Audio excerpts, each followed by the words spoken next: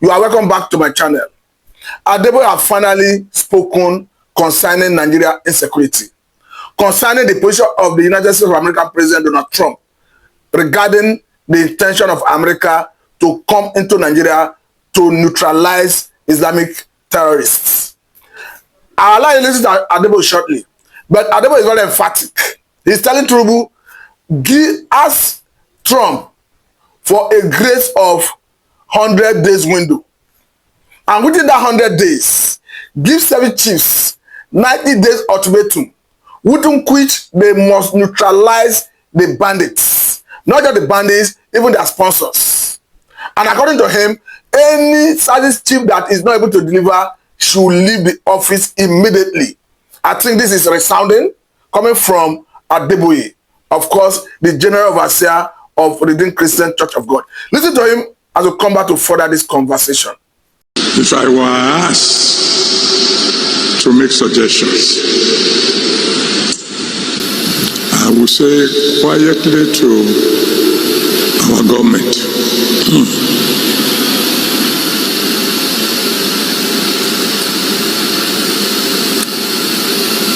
move fast.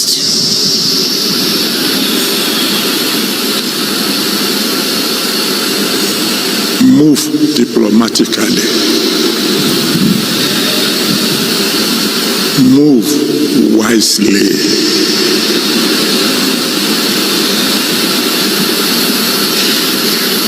Find a way to convince the President of America to please delay his actions for about 100 days.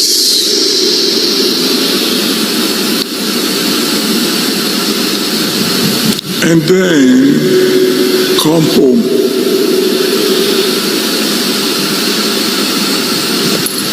And tell our security chiefs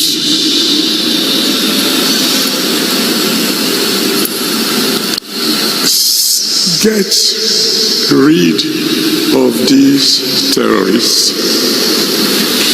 within 90 days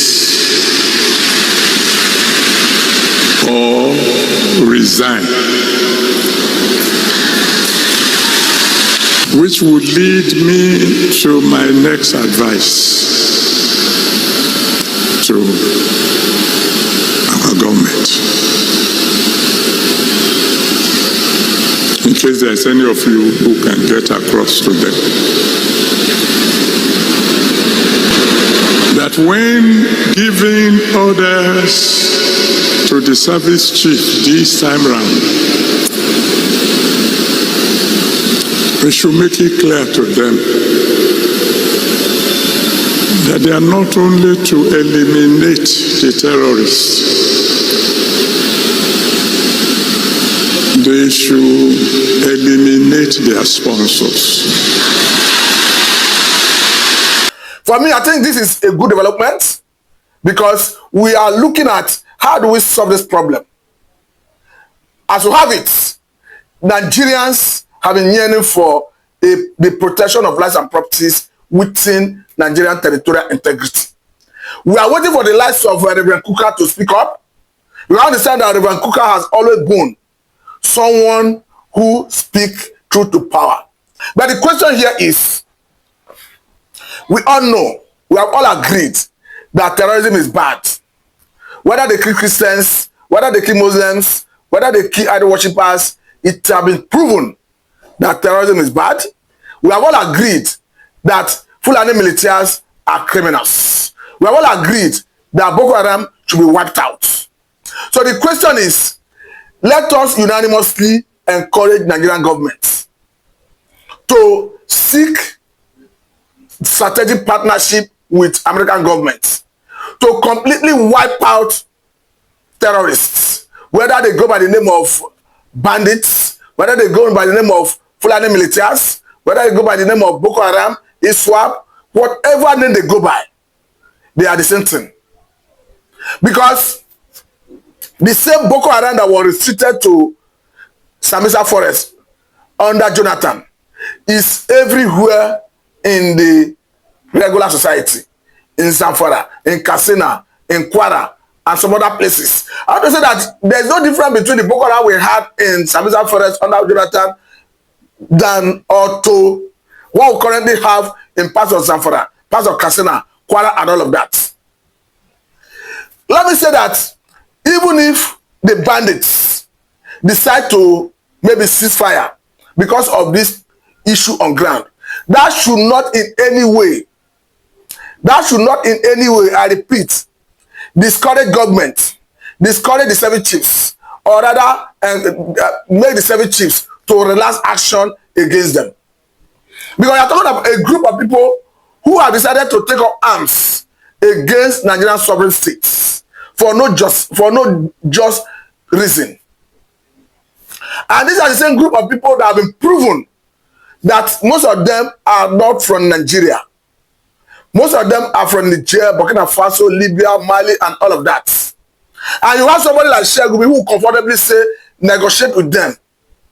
Do not use kinetic approach against them. Do not vote for anyone that acquire more arms to fight them. And even on recent, coming out to say that it is a lesser evil for bandits to start adopting people than for America to come here and start ransacking communities to start killing bandits.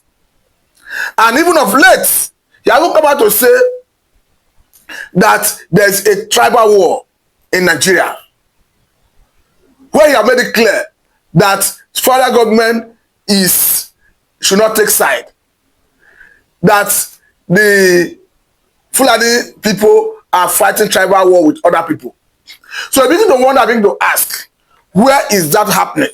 And the same man who have said there's a tribal war, asking federal government to be neutral, is the same man who is even asking federal government, asking communities, farming communities, that they should allow the Fulanis to police the forests for peace to reign. So I think what is happening currently is a situation where a Cheifs have gone beyond negotiating with bandits or for bandits as we used to know. He have now become an advocate of bandits. And I think if you look at the position of US Congress recently talking about sanctioning of Mietiala, I think that would in a way put everybody on his toe. Because the same Mietiala, under the administration of Muhammad Buhari, it was reported that they received 100 billion naira to stem the tide of kidnapping and insecurity in the country. Though they denied it then, and even that government denied that such happened, but it was widely publicized. Even the national chairman of Mietiala, talking about Budejo, under this same administration, have been arrested twice. Though I'm not trying to indict him, I'm not trying to, because he have not been indicted by any court of competent jurisdiction. But we can remember that at the first instance, he was accused of forming a vigilante group, arming them without the consent of federal government. I can remember vividly that at the time he was put on trial. But at some point, the federal government, through the office of the Attorney General of the Federation, withdrew the case. At another instance, he was equally taken into custody by the military. They accused him of banditry. I could remember equally that as at that time, federal government was able to secure court order to keep him for 60 days, 2 months, to enable a complete investigation. And I understand that he has since been released. But the question is, we are seeing so much controversy surrounding some persons or organizations in the country. They said Cheifs could not perform 2025 Hajj. Saudi Arabia have to deport him. So I want to believe that Nigerian government should be able to ask the Saudi authority to share some level of intelligence with them for us to know why the reason behind the private Cheifs from performing Hajj and deporting him back to Nigeria. I think we should begin to ask some questions. Because even Kaubaraje the other time made it very clear that they brought in Fulani militias into this country.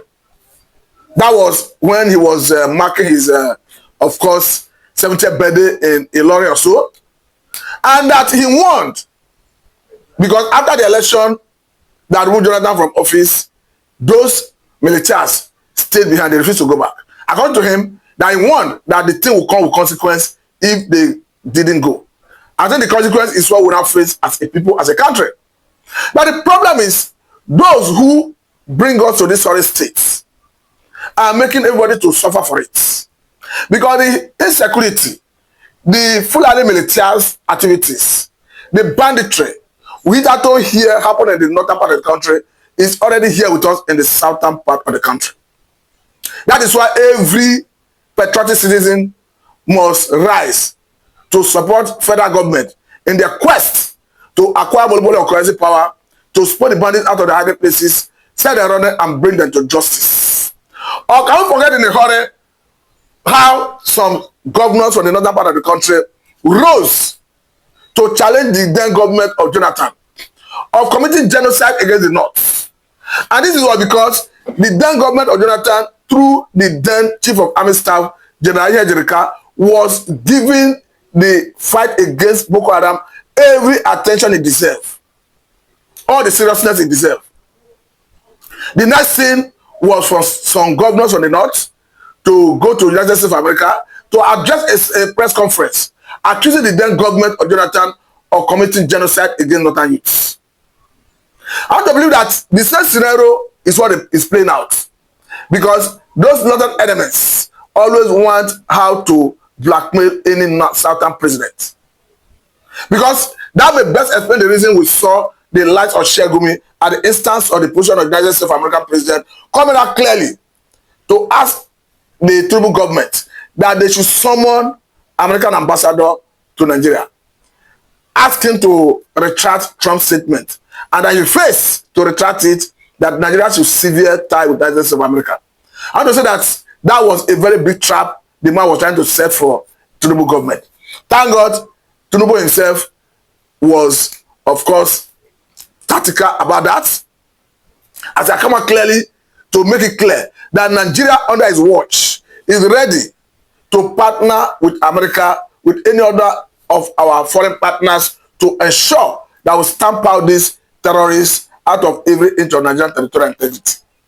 I must say that to keep bandits, to neutralize bandits, to arrest bandits, prosecute them, is a legitimate thing to do. Because as far as I'm concerned, these are people who have no value for human life. These are people who have shown that the life do not matter to them. Seeing the activities, how they maim, rape, kidnap for ransom, and all of that. More so for those who canvass for amnesty for bandits. How do you expect Nigerian government to start paying money to people who are alien to Nigeria, who are foreigners? Because in a circulated picture recently that depicts the bandits in Katsina State when they come, or when they came out for peace deal, you can clearly see someone who was combined from the hair, from the face. This person is not a Nigerian. I think it speaks volume of what happens when people talk about other part of the country or other part of the world coming here in form of banditry. So the question is, the best option is to get them out of every inch of Nigerian territorial integrity. Negotiation will expose the Nigerian sovereign state as a weak state. Even seeing the bandits coming out from the abodes, from their hiding places, fully armed, in the name of coming for peace deal. And after the supposed peace deal, they often go back to their abodes, to their enclaves, with the same arm.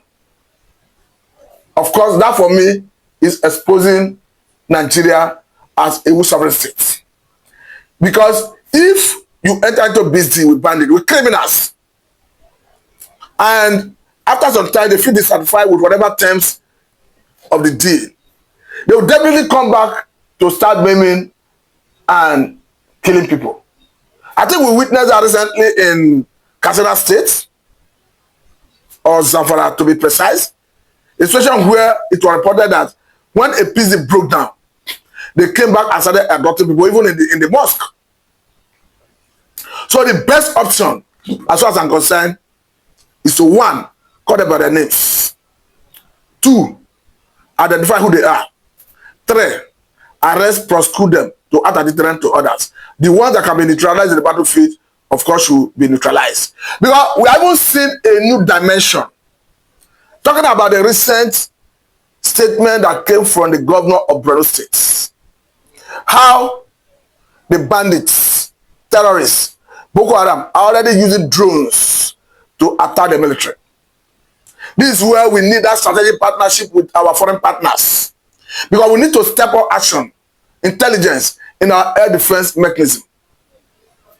Because as we have it, if they are already using drone, it's a matter of time. They will aspire to even seize an airport, to have operational base. I pray they don't get to that level anyway. But if we get to that level, of course, it's going to be catastrophe. And as far as I'm concerned, it's an evil wind that blows no one any good. That is why every peace-loving Nigerian, every patriotic Nigerian must appreciate the position of Adeboye and must support every genuine effort of federal government to genuinely decimate, neutralize, take a bandit from every inch of Nigerian territorial integrity. Because as we have it, the president as the president, the governors, the local government chairmen, in their respective capacities, have sworn an oath to protect the lives and properties of Nigerians. More so, as Section 14, subsection 2B of National and National Constitution has amended, is very clear that the welfare of the people and their security shall be the primary purpose of governance. So, if that is the case, it means all the people occupying the executive position in terms of the president, the governor, the local government chairman, have a shared responsibility to protect the lives and properties of Nigerians. However, the citizens have a role to play because the issue of fighting insecurity calls for a symbiotic relationship. I also believe that the advice that came from the Director General of DSS, Ajayi, some time ago, that the communities should be empowered to be the first line of defense in case of invasion. I want to say that the federal government, the state government, the local government should expedite action in that direction. Because that's the way to go. It has been proven that all crime is local. If all crime is local, the intelligence to deal with it lies with the local. I want to say that when the military base was compromised, if the authorities synergized, cooperated with the locals, perhaps the locals would have gotten wind of intelligence about the movement of the bandits, the Boko Haram, terrorists, as the case may be, before they get to where they attacked the military base. Because if you say it's not yet happening in your state, you stand aloof. You say you will not contribute, you will not join to fight it. I want to say that it's a matter of time it will go round. Because the issue of this terrorism hitherto before now, under Jonathan, was purely restricted to Sambisa Forest. But currently, what we hitherto witnessed in Sambisa Forest is already happening right in Kwara State. After taking its roots in Zamfara, in Katsina, in Southern Kaduna, in Taraba, in Plateau, it is now in Kwara State. It was not surprising to me. Anyway, it may be surprising to some persons when we heard the alarm raised by the, of course, Oyo State Governor Cheifs about the terrorists, bandits, intending to invade the southwest. Though Amatekun was swift and proactive enough to raise about 2,000 personnel to come southwestern forest as again. But I think we should begin to, as a people, as a country, come together to collectively fight this evil. And I think even Mietela have more questions to answer. Because it was surprising when we saw that even in the southeast, that Mietela was approaching, or rather approached southeastern governors to float a security outfit or call it vigilante group in the eastern part of the country. Though the governors from the region rejected it, it's not unexpected anyway. But you begin to wonder that boldness, where did it come from? Or do they think they're only one who are smart? A region that is alien to you, you are telling people who have there as their ancestral home that they should allow you float security aspect or call it vigilante, whatever name it goes by. I think that was an affront. That was an insult on the sensibility of every person from that region. But in the meantime, I would say I salute the courage of the locals who have shown some level of bravery and action in stemming the tide of this banditry and insecurity. Particularly, a very prominent one is from Delta State, where a very known figure talking about Harrison Gwamnishu from Delta State, who is doing excellently well in collaboration, in conjunction with security agencies. We can see videos that often go around the internet where he is always in the midst of the bandits, where he's always in the midst of the security agencies, even at the extent of risking his life to ensure that we get it right. We cannot forget in the hurry the success recorded in Abraka, where a handful of bandits were arrested and neutralized. Or can we forget the one that happened in Ogwachuku the other time? Equally, we remember the one that happened in Katsina State, even in Kwara State. And this encouraged every other region, states, individual to be patriotic to that level. Because this issue of banditry, insecurity, Fulani militias demand for a concerted effort. Because these are people who have no value for human life. It has been proven, this one is a known fact, that the Fulani militia of Nigerian extraction is the fourth most deadliest terrorist group in the world. We should be able to be asking a country like Central African Republic how they managed to get a rid out of their sovereignty, territorial integrity. I think that happened in 2016 or so. We should be able to even ask Ghana government in 2010 how they were able to successfully repair them out of their territorial integrity. And I think as a people, as a country, we must do the same thing. Because this is a cancer that we must cut off to save life. There is no better way to say it. Because Cheifs have said that the bandits should not drop their arms. And they should not drop their arms. What does that mean? It means the monopoly of coercive power is already being shared. More so, as a former governor of Kaduna State made it very clear that bandits do not repent. That the only bandit that have repented is the one that have died. That his own ideology is to disally all of them, send them to their creator, who had the ultimate power to judge them. And this is a governor who once governed a country that is heavily ravaged by insecurity, occasioned by Fulani militias. So for him to speak in that manner, he's going to show you the magnitude of the danger they portend. I must say that as a people, as a government, we must come together collectively to win this war. Because to negotiate is to submit to bandits. To allow them be without fighting them and decimating them is to submit to bandits. The best option I continue maintaining is for Nigerian government to synergize the state government, local government, and even the locals to collectively acquire monopoly of coercive power, to smoke them out of their hiding places, set them running, and bring them to justice. I think that is where I stand. And at this point, I want to encourage every Nigerian, every patriotic Nigerian, to support every genuine effort of federal government to get this bandit out of every inch of Nigerian territorial integrity. I must say very thank you for that. This is Sadla Bidan Namisamatu.